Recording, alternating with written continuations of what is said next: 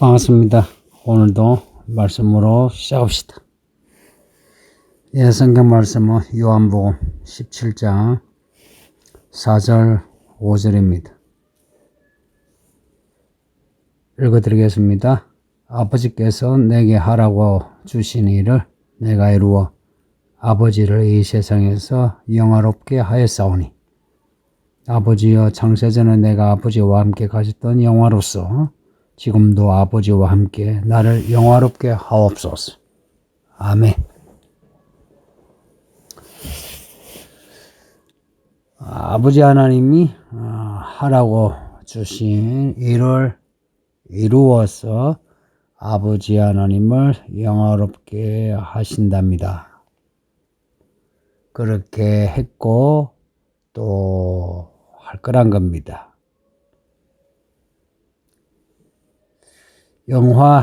영광이 요한복음에서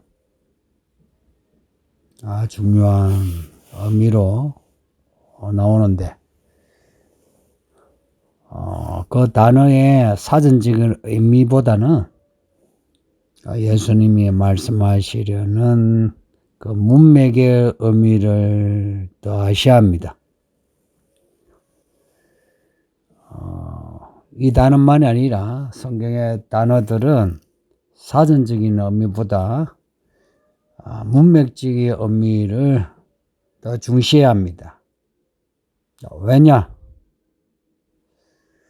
사전적인 의미로 찾는다면 성경이 왜 다른 책과 같아집니다.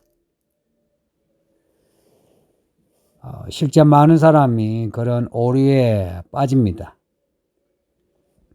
성경은 이 모든 그 단어들 그리고 단어와 단어의 구절들, 이 의미는 전체 문맥 안에서 정의됩니다. 우리가 교회 안에서 자주 쓰는 말, 믿음, 경건, 거룩, 사랑, 소망 뭐 등등의 이 모든 말씀, 영화 혹은 영광의 문맥적인 의미는 하나님의 일을 이루는 겁니다.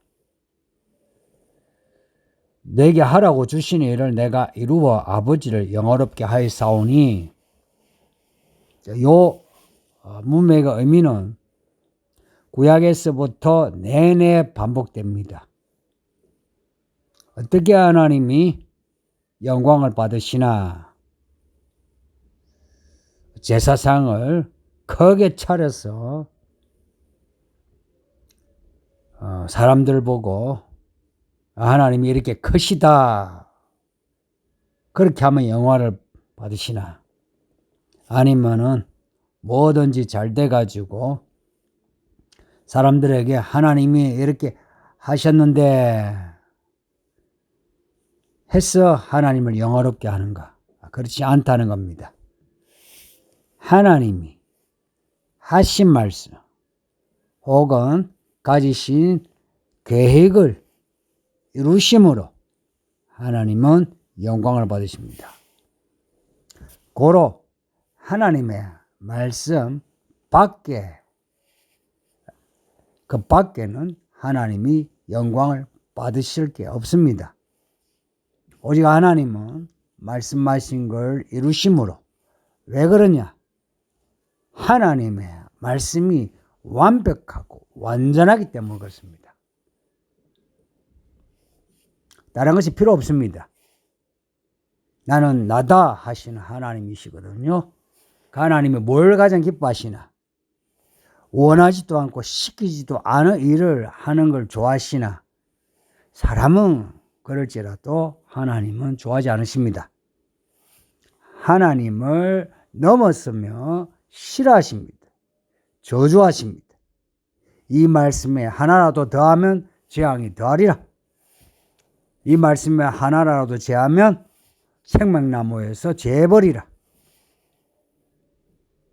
그래서 하나님이 영광을 받으시는 길은 말씀을 이루는 겁니다.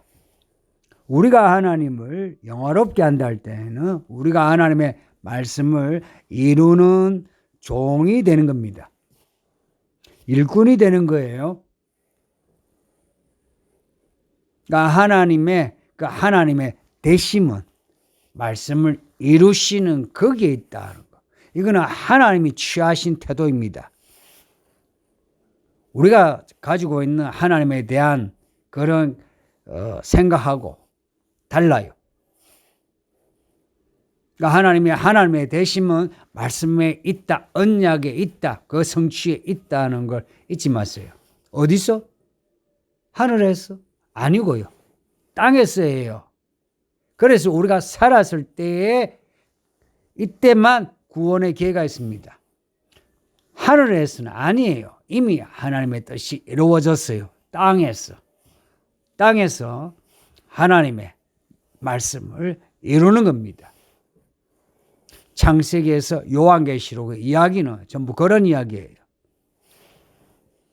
그래서 요한계시록을 보면 완성하시는 이야기가 있습니다. 어떻게 완성하시나? 그것을 7인의 이야기로 순서 있게, 질서 있게, 체계적으로 말씀합니다. 그 안에는 많은 사건들이 있어요. 우리는 그 사건들을 통해서 시간이 임박했다는 걸 알아야 되고요.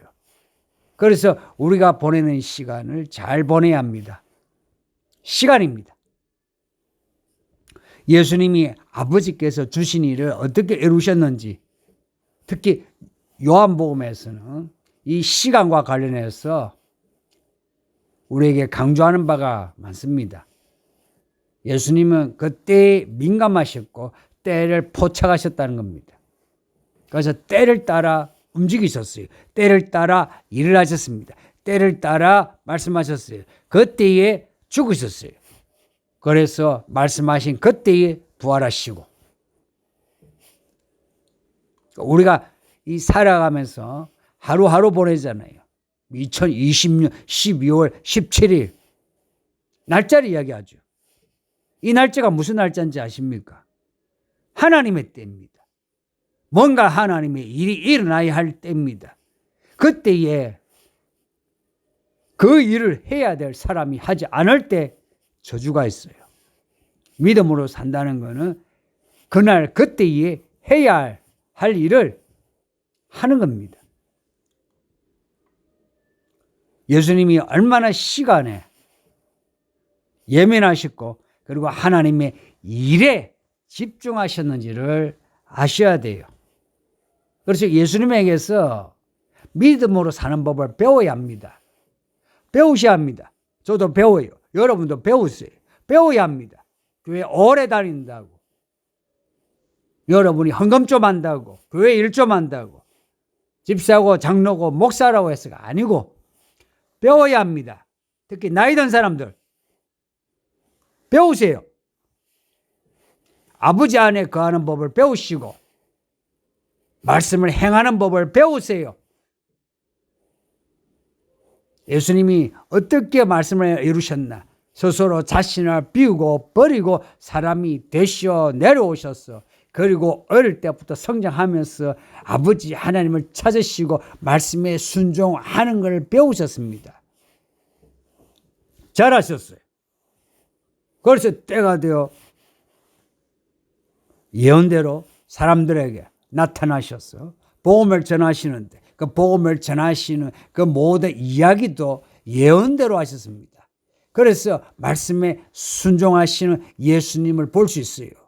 그래서 죽으실 때도 도살장에 끌려가는 어린 양의 모습으로 그렇게 죽으셨어요. 예수님이 누구신가? 태초에 말씀이 계시니라. 이 요한복음이 그래요.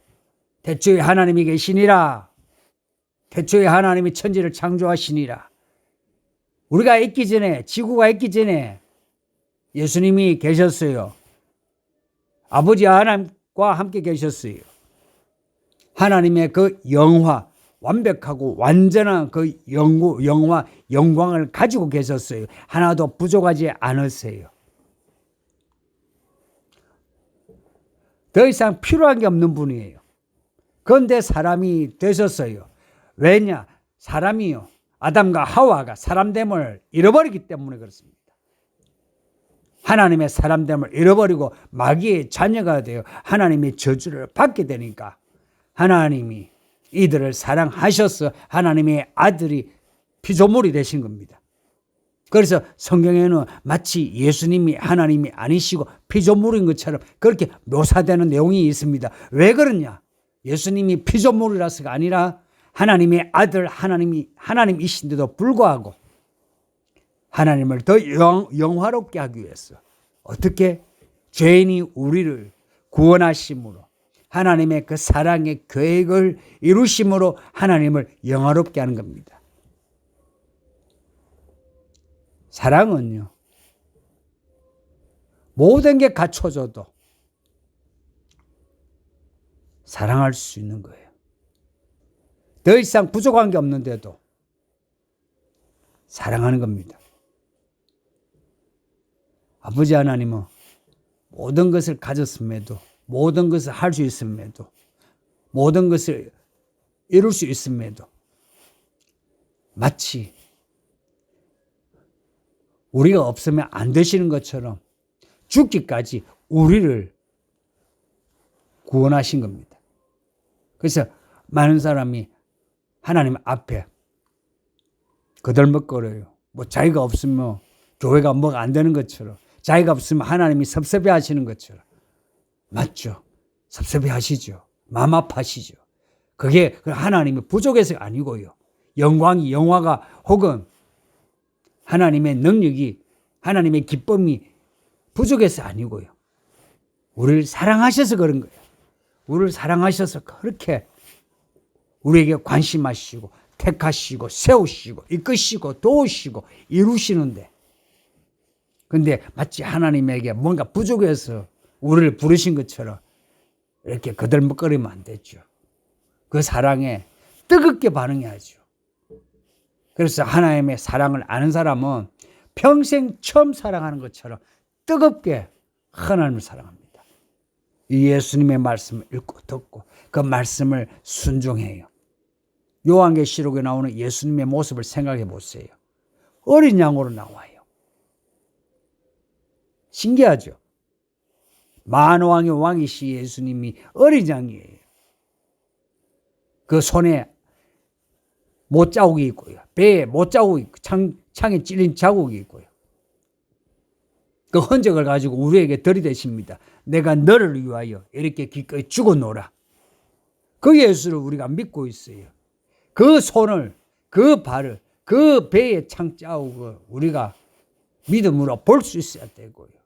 그 자국은 하나님의 사랑의 흔적이고요. 그것을 믿는 사람이라면 우리 몸에 못자국은 아니라도 하나님을 사랑하는 사랑의 흔적을 가지고 살아야 되지 않습니까? 이 몸에 뭐 어릴 때 자전거를 배우면 커서도 몸이 기억한다 그러죠. 마찬가지로 우리 몸에 하나님의 사랑을, 우리가 하나님께 사랑을 드린다면, 그래서 우리 몸이 하나님의 사랑이 익숙해진다면 이게 정상적인 믿음이 아니겠습니까? 근데 늘 하나님을 사랑하는데 이 몸을 하나님께 바치는데 어색하고 낯설고 두렵고 그러면 안 되겠죠. 우리 예수님이 하나님이 주신 일을 순종함으로 하나님께 영광을 드린 것처럼 우리도 하나님의 말씀에 순종하여 하나님이 우리에게 주신 일이 뭔가를 발견하여 그 일을 이룹시다. 매일매일 일입니다. 여러분 직장에 가면 매일매일 일하잖아요. 똑같이 하나님이 일을 매일매일 이룹시다. 각자가 그렇게 해야 됩니다. 아이부터 어른까지, 직장에 나가는 직장인 혹은 사업하는 사업가 혹은 집안일을 하는 주부까지도 각자 일을 찾아야 합니다. 각자가 찾아야 되고 전체 교회 공동체가 함께 찾아야 합니다. 지금 우리 한국교회가 이렇게 수치를 당하는 것은 각자 성도들이 죽은 거예요. 교회가 죽어가고 있어서 그래요. 앞에 이 본문 앞에 영생은 유일하신 참 하나님과 그리스도를 아는 지식이라고 했습니다. 영생을 몰라서 그런 거예요. 그리스도를 모르고 하나님을 몰라서 그런 겁니다. 모르니까 영생의 기쁨이 없어요. 영생의 기쁨이 없으니 하나님이 주신 이 말씀을 이룰 수가 없어요. 이 말씀을 이루려면 영생의 기쁨이 있어야만 할 수 있거든요. 우리 예수님은 그 기쁨으로 하셨어요. 그래서 죽어도 살아나신 거라. 마찬가지로 우리가 이 영생의 기쁨이 있으면 그리고 우리가 환난과 궁핍 가운데 있어도 부요한 자가 돼요. 작은 능력을 가졌어도 주의 이 인내의 말씀을 지켜 인내하여 이루게 되고요. 해냅시다. 잘 해냅시다. 야, 기도합니다. 아버지 하나님 감사합니다. 오늘도 말씀을 읽게 하시니 말씀 읽고 또 들으면서 깨달아 감동하여 오늘도 끝까지 말씀으로 살게 하소서. 우리에게 주신 오늘의 말씀, 오늘 우리가 아버지 말씀 안에서 이룸으로 아버지 하나님께 영광을 드리는 하나님의 자녀가 되게 해 주소서. 감사하고 예수님 이름으로 기도하옵나이다. 아멘. 예, 성도님들 오늘도 평안하시고, 예, 안 좋은 일이 있어도 성질 내지 마시고 걱정하지 마시고 한 템포 늦춰 예수의 이름으로 기도하시고 아버지께 은근한 하루 되시길 바랍니다. 바이바이.